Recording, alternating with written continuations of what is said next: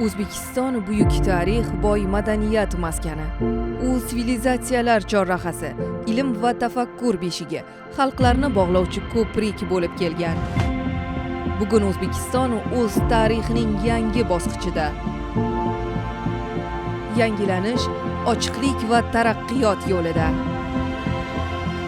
30 oktyabr 13 noyabr kunlari Samarqand shahrida UNESCO bosh konferensiyasining 43-sessiyasi bo'lib o'tadi.